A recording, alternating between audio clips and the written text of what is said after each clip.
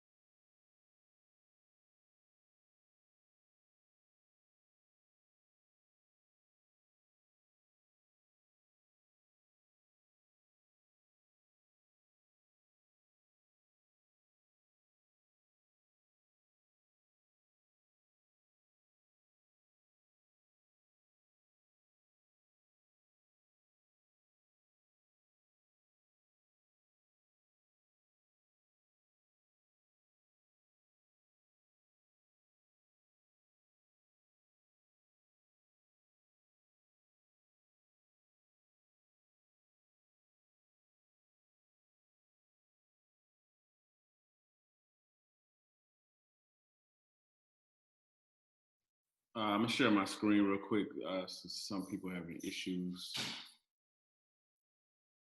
And you know, I said, no, the people report in the news article today is reported that NFL owners don't want to pick them up because they don't want to get a nasty tweet from Donald Trump. Do you believe that?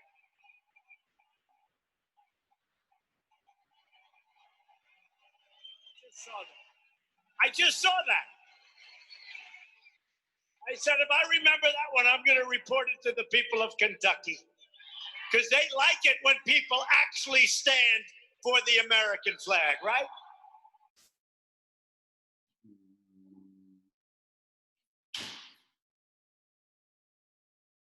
Well, let's start off with calls for U.S. Senator Kelly Loeffler to step away from the Atlanta Dream, the WNBA team that she co-owns. She recently wrote a letter to the WNBA commissioner, and according to NBC News, Loeffler was explaining her opposition to players wearing Black Lives Matter and Say Her Name slogans on warm-up jerseys. She writes in the letter about the need to take politics out of sports, saying sports have the power to be a unifying antidote. She says she does not support what she calls the Black Lives Matter political movement, saying it wants to defund the police, remove Jesus from churches, and promotes violence and destruction across the country. Now, this has not gone over well with many current and former WNBA players. The Players Union responding today on Twitter simply saying enough OUT. The league also responded with a statement saying teams and players will continue to advocate for social justice, adding that Senator Loeffler is no longer involved in the day-to-day business of the team. The senator begins a campaign trip across the state tomorrow. All right. So you see that like the same language that the clergymen used back in 1963 is permeating in today's culture as well. Like when people don't want you like stepping outside of the status quo, they call you outsiders, they call you agitators. They say that you're against America. Like this language does not change. It changes a little bit, but like the ultimate message has not changed. Is that whenever people step outside and they like actually get on the front lines and try to get to like direct action, like King is doing, like Colin Kaepernick was doing, like the WNBA players and NBA players, they tend to get criticized at by people who are in the mainstream. So like that is the biggest message that King is trying to deliver, is that direct action is needed to solve these problems, and that we can no longer just wait for progress. So today's lesson will ask you to analyze how King's diction and figurative language targets the emotion and values of his specific audience. One thing we need to know is that when writers speak, they need to understand who their audience is, what they believe, what they value, what they need, and what their background is. If I'm trying to convince Zuli of something like really important, I need to know who Zuli is. I need to know what she believes. I need to know what's important to her.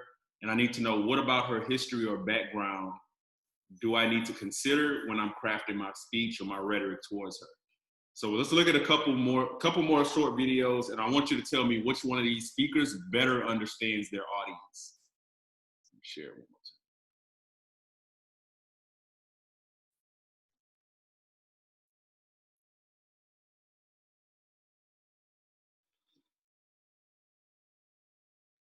Ooh, error. All right.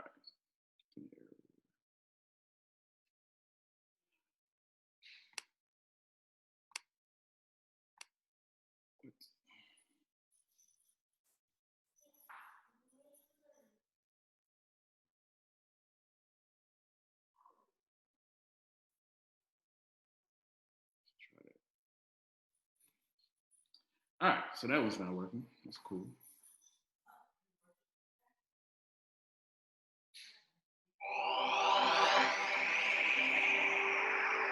Either have a country or we don't. We're going to be so strong. And Trump's final rally in New Hampshire Monday night was an example of the values of his entire campaign.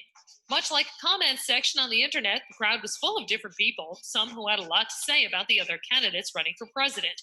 Trump even told the people in attendance to shout Trump anytime a protester stood up and shouted. Of course, not all outbursts were prohibited. One woman shouted an expletive about Ted Cruz that was meant to infer that he is weak and cowardly. She was not removed, as many protesters were. The crowd booed journalists, protesters, and spectators who were not fervent Trump fans. When one person said they were voting for Sanders, New Hampshire residents near the man got up and moved. Trump currently leads in the polls heading into Tuesday's primary. All right, so in the first video was posted was Kanye West saying that George Bush does not care about black people. The second one, of course, was Trump, like in a rally.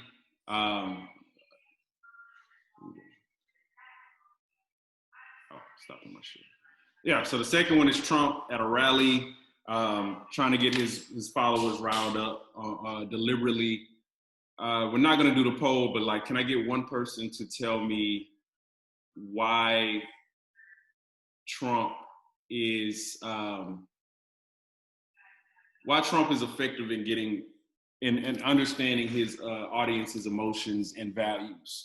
Like, this isn't the first like rally we've seen where he's trying to like get people riled up. Why is he so effective in that?